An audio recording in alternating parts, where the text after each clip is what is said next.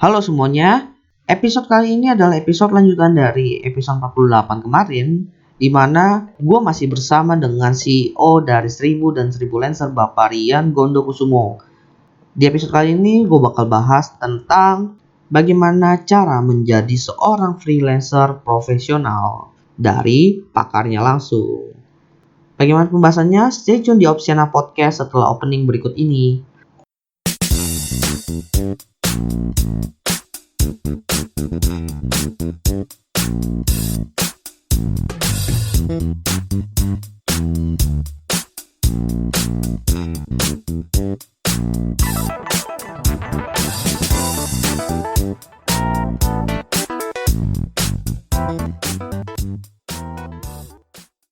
Oke Pak, sekarang saya mau nanya-nanya nih.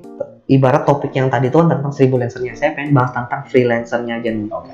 Kan dulu saya juga pernah di organisasi kampus saya itu, saya pernah berusaha juga buat nyari mahasiswa-mahasiswa yang buat jadi freelance, dan saya ngerasain sendiri Pak, itu susahnya setengah mati Pak. Menurut Bapak itu ada nggak sih alasan yang membuat orang itu takut untuk jadi seorang freelancer? Uncertainty. Uncertainty, oke. Jadi intinya gini, kalau kita ada pilihan nih hidup, pasti kita nyari yang lebih mudah. Iya, dan the fact bahwa being a freelance itu nothing is guaranteed. Oke. Kita mesti ada effort, baru kita bisa sukses. Istilahnya, bukannya orang kerja nggak harus put in effort, orang kerja tetap put in effort gitu. Tapi lebih ada assurance. Bukan artinya kalau saya hari ini udah dapat satu klien untuk di freelance kan, atau job untuk di handle, maka bulan depan saya bisa makan. Oke. I need to build my reputation. Jalannya lebih panjang, tapi lebih rewarding. Oke. Gitu. Jadi kalau menurut saya alasan kenapa hal tersebut ya jadi challenges ya buat kayak kita pas di usia muda, karena mungkin kita juga ngerasa kita belum pede, portfolio belum ada, klien belum ada, expertise, expectation-nya apakah sesuai dengan yang klien cari, itu masih tanda tanya. Sebenarnya kalau menurut saya mencoba tuh udah setengah berhasil sih daripada nggak coba sama sekali. If we have a lot of worries ya di dalam pikiran kita, ujung-ujungnya itu yang nyebabin kita nggak bakalan coba sama sekali. Kalau saya dulu mulai dari 1000 ya nekat aja. You never know what happen. Iya benar. Gitu. Tapi ya abis udah masuk, kita udah jalanin ini, dan saya ngerasa 8 tahun ini saya ngerasa ini yang saya enjoy. Iya. Ujung-ujungnya setelah kita coba ya, pertanyaan selanjutnya adalah, are you happy? Are you enjoying this? Kalau iya, artinya itu arahnya udah benar. Tapi kalau enggak, mungkin better jadi profesional, nggak ada masalah. Oke. Berarti intinya sih kalau mau mulai itu ya modal nekat aja, sebenarnya cukup gitu Pak. Nekat, tapi kalkulatif. Nekat yang kalkulatif. Betul. Oke. Kadang orang ada bilang, oh gue pengen nih buat bisnis ya, atau mau jalanin freelance ya, idenya seperti ini. Tapi nggak ada satupun di dunia ini yang melakukan ide tersebut. Which is mungkin ide itu sebenarnya belum solid lah istilahnya. Sekedar wacana gitu. Wacana. Ide is nothing, execution is everything. Yeah. Oke. Sorry ya, saya lagi ini kurang enak badan juga. Makanya saya juga pakai. Nggak apa-apa, santai saja. Oke. Kau udah ini ya Pak, sekitar 8-9 tahun 1000 dan 1000 Lancer jalan gitu Pak. Kira-kira ada nggak sih punya kasus gitu freelancer yang mungkin dari segi kinerjanya atau portofolio bagus, cuma punya habit yang buruk gitu Pak? Ada kasusnya nggak? Ada. Karena by the end of the day, misalnya kita ada sekarang 5.000 freelancer gitu ya di 1000, terus 15.000 di 1000 Lancer. Ya. Setiap orang karakternya beda-beda. Ada mereka yang dikaruniain talent yang luar biasa, tapi people managementnya nggak terlalu bagus. Ya, jadi ujung-ujungnya buat kita untuk mengedukasi mereka standar yang benar tuh kayak gimana sebenarnya. What it takes to be a freelancer di 1000 atau 1000 Lancer gitu. Jadi kasusnya sempat ada dulu, misalnya desainer ya, dia itu sebenarnya freelancer ya, hasil websitenya tuh bagus ya, tapi dia itu cara komunikasi ke klien tuh nggak enak. Dasarnya tuh minta si klien cepet-cepetan bayar dia. Iya paham. Gitu. Jadi kita itu kan sebenarnya di dunia service. Ya kalau kita maunya itu cuma sabutan aja satu job terus ya udah that's it. Ya mungkin agendanya beda ya. Iya.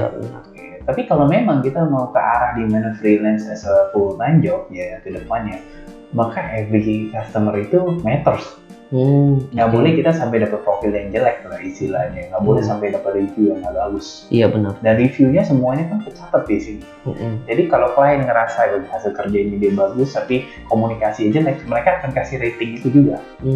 Kita bedain ya rating pekerjaan sama rating manajemennya juga. Oh oke. Ya itu baru satu. Ada juga desain yang ternyata terbukti plagiat, itu juga ada. Oh ada juga yang plagiat.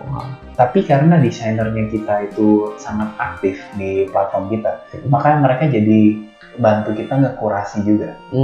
Oke. Kita ada forum ya, di mana di forum itu istilahnya, oh desainer bilang, oh yang ini nggak bener nih, ini desainnya mirip sama si ini nih, tinggal nanti balikin ke kita yang make decision, apakah itu eligible atau enggak. Oke. Gitu. Nah, ini nih yang cukup menarik juga nih Pak. Ya. Jadi kan freelancer itu kebanyakan kita berpikir bahwa kalau mau jadi freelancer itu kita punya skillnya ya skill technical aja gitu Pak. Iya. Padahal kan nggak seperti itu ya. Udah dengar dari cerita Bapak, nggak sepenuhnya technical tuh penting gitu.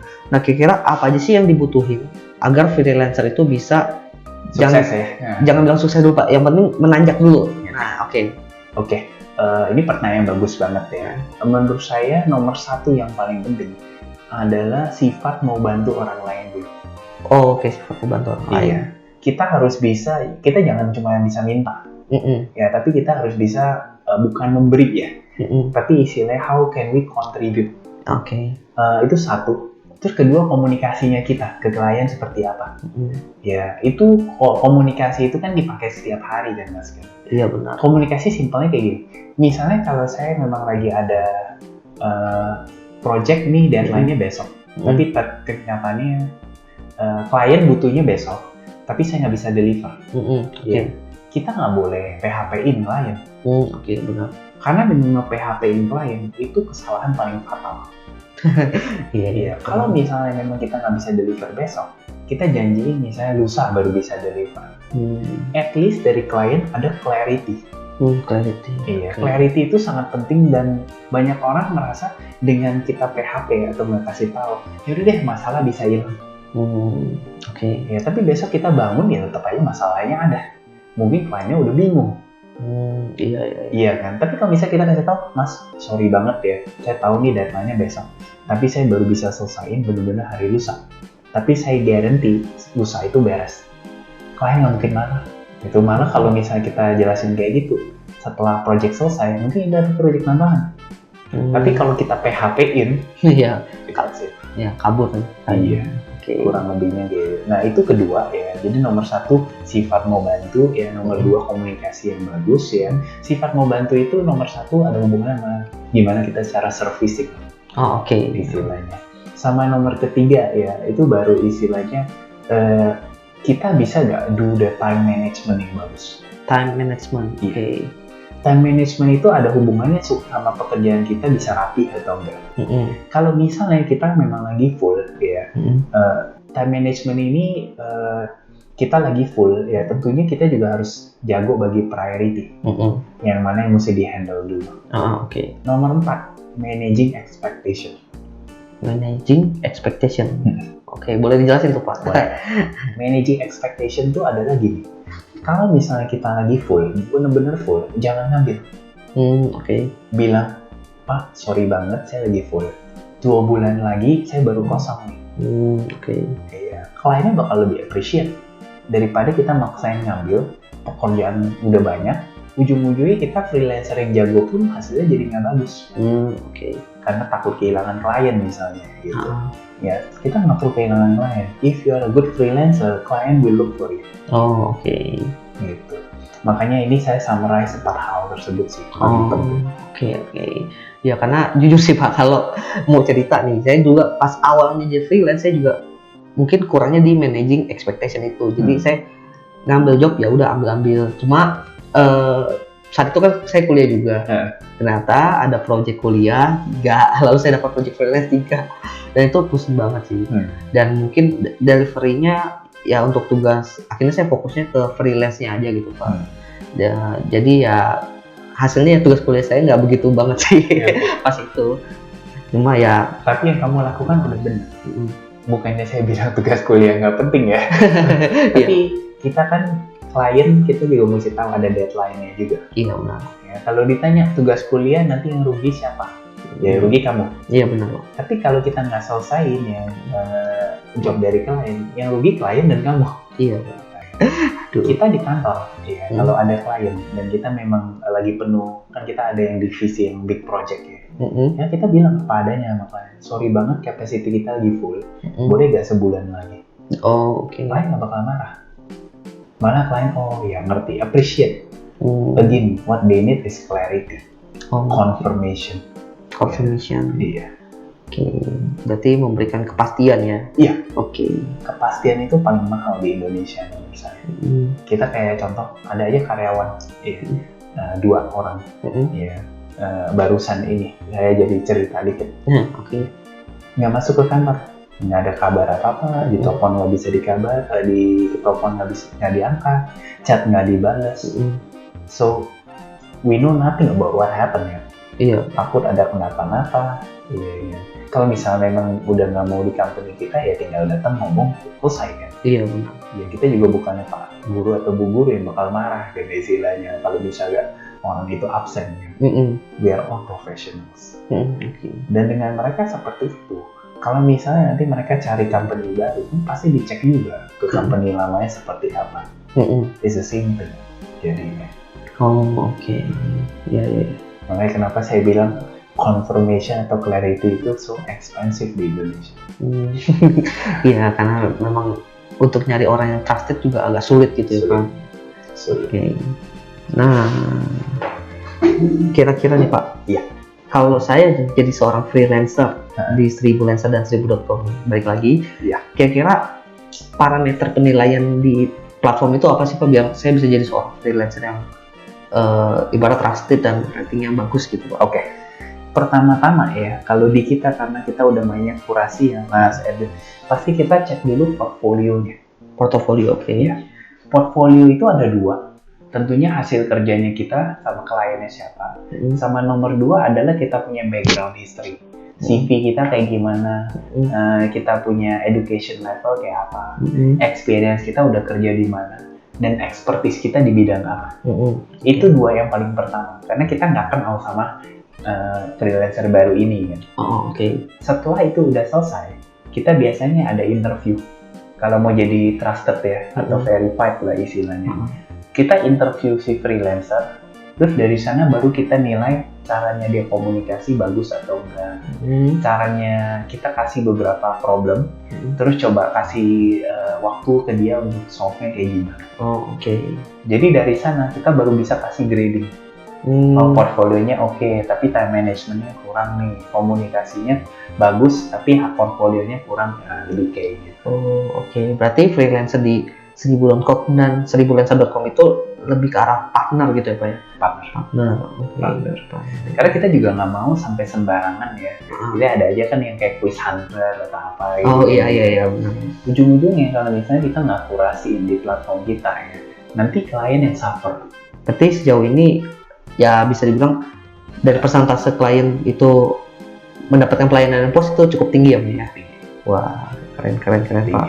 Thank you. Nah, lalu tadi kan udah bahas nih Pak tentang freelancer yang mungkin itu orangnya takut buat mulai akhirnya nggak jadi freelancer. Nah, tapi kalau seandainya ada nih seseorang yang udah memutuskan buat jadi freelancer, artinya kan dia udah menjadi seorang freelancer pemula.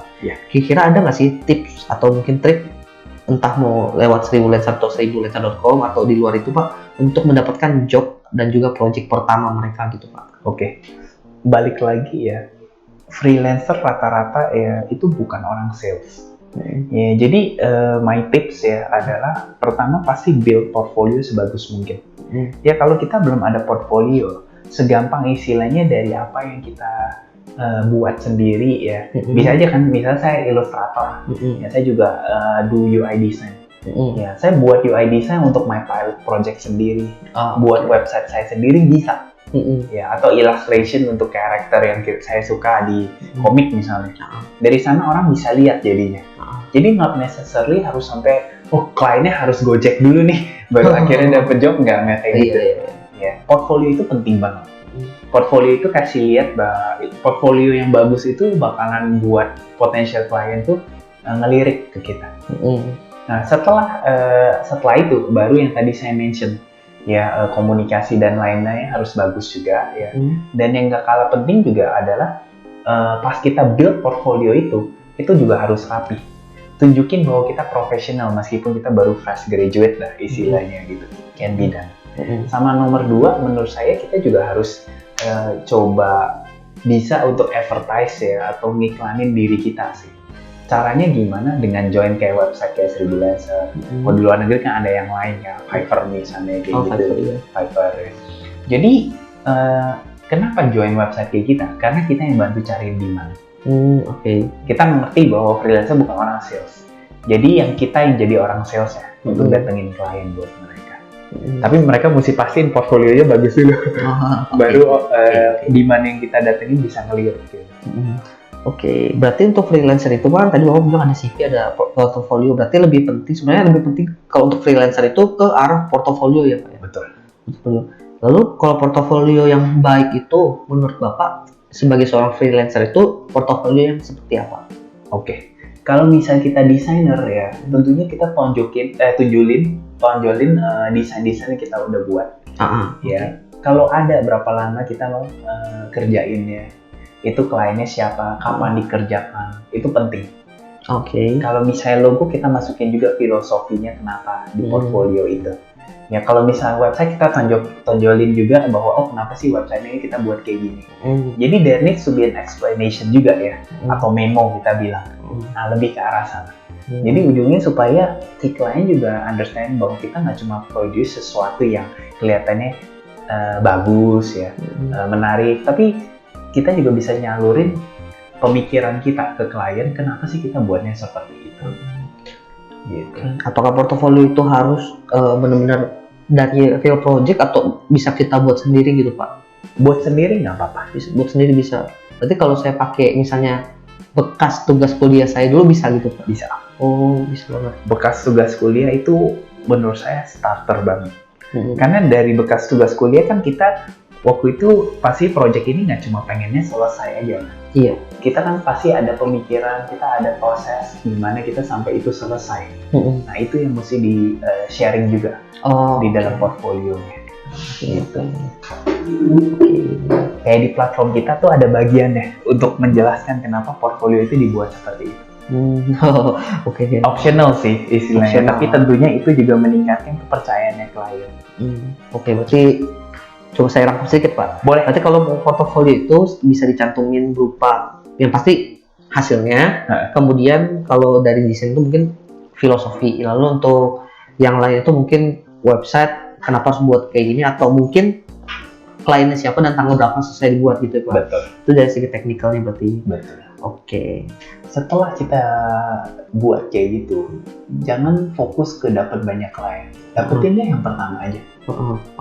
Karena your first client itu yang eventually bakalan jadi kita punya marketer juga. Iya benar, mouth to mouth marketing. Dan first client itu ya jangan sampai dia cuma ke kamu sekali job doang. Keep dia forever, ya make it sticky. Ya, jadi tiap kali dia ada job pasti lemparnya ke kamu. Nah, key-nya di sana. Semakin dia happy, semakin dia bakal referin kamu untuk handle project ketiganya. Dan kedepannya, misalnya kita udah dapet 10 klien pun, klien pertama jangan pernah dilupain. Meskipun misalnya projectnya dia nggak seberapa compare sama yang baru-baru gitu, itu tetap yang pertama harus dipegang. Karena your first one itu asset. Ibarat kalau kata bos saya, ibarat istri pertama jangan dilupakan lah. Gitu. Iya. Tapi kalau cari istri kedua, ketiga juga nggak bener. Iya. Waduh, tapi untuk kasus freelancer boleh lah. Kalau itu nggak apa-apa. Diperbolehkan. Lalu, boleh sedikit promosi dikit nih Pak. Boleh. Kenapa sih freelancer harus menggunakan platform 1000.com atau 1000lancer.com? Boleh. Jadi kan tadi kita udah banyak ngobrol soal klien nih. Klien kan kita udah sharing reasonnya ya, keunggulannya pakai kita punya website. Kalau di 1000 tadi saya udah jelasin unique sellingnya kita ya. Kalau 1000 Lancer itu kan kita ada 15.000 freelancer yang dibagi antara kayak kategorinya tadi data entry, buat website, desain, copywriting, sama video fotografi ya. Nah, kalau dari sisi freelancer sendiri, keunggulannya adalah atau keuntungannya balik lagi. Freelancer itu sekarang dealing sama klien. The biggest worry adalah kalau misalnya si freelancer itu dimintain kerja dulu. Terus habis kerjaannya disubmit, ternyata nggak dibayar. Oh iya, banyak kasus seperti itu sih Pak. Banyak. Itu kita bilang problemnya yang di solve sama marketplace. Jadi kita sebagai marketplace itu kita solve yang namanya, kita provide yang namanya escrow. Escrow itu melindungi dua sisi, klien iya, freelancer gitu. Jadi klien bayar dulu ke website kita, setelah pekerjaan selesai ya baru kita bayar ke freelancer. Jadi kliennya nggak bisa kabur, freelancer nggak bisa kabur. Kalau misalnya si klien berantem sama freelancer di sana, freelancer yang istilahnya menentukan pembagiannya itu paling enaknya seperti apa. Mungkin ada 60% di refund, terus 40% dibagi ke freelancer sesuai dengan pekerjaan yang udah dia selesaikan. Nah, keunggulan yang lain adalah tentunya kalau lewat freelancer ini bisa dapat kerja ya, dapat job ya. Karena kita kan klien pada masuk ke sana nyari freelancer. Jadi kita kalau nggak ada kita, ujung-ujungnya kita cuma bisa nanya-nanya ke teman. Gitu. Jadi dari sana kita juga ada profile page. Gimana kalau kamu sebagai freelancer itu udah build reputasi, dapat klien banyak. Ya, itu profile page bisa dibawa kemana-mana. Bisa kamu share lagi ke klien yang lain. Ujung-ujungnya kita kayak CV berjalan. CV berjalan. Semakin banyak reputasi, semakin banyak jobs yang selesai ya. Semakin banyak juga confidence levelnya klien yang baru mau pakai kita jadinya naik. Trust levelnya juga naik. Iya. Makanya freelancer kita yang rata-rata udah nyelesaikan sampai ratusan job ya, itu tiap bulan pasti dapet jobnya banyak banget. Banyak banget. Karena new client pas ngeliat pasti ngeliatnya yang top dulu kan istilahnya gitu. Kebayang banget sih Pak. Jadi itulah potongan dari obrolan gue bersama dengan CEO 1000 dan 1000 Lancer, Bapak Rian Gondokusumo, di mana di episode kali ini gue bahas tentang bagaimana sih cara menjadi seorang freelancer, entah kalian pemula atau kalian baru memulai. Semoga bermanfaat. Jangan lupa follow Instagram Opsiana Podcast di @opsianamedia. Di situ kalian bisa mendapatkan informasi menarik seputar bisnis, teknologi, dan karir. Dan apabila ada kritik dan saran, kalian bisa langsung komen di Instagram gua, di postingan mana aja ataupun mau DM, terserah kalian. Jadi opsi ada di tangan kalian. Dalam dunia karir, entah kalian seorang pebisnis, karyawan, ataupun freelancer, kalian akan mulai di titik yang sama. Titik dimana kalian adalah seorang pemula. Tinggal bagaimana caranya kita agar bisa level up menjadi seorang yang lebih profesional. Sekian dari gue di Opsiana Podcast. Thank you.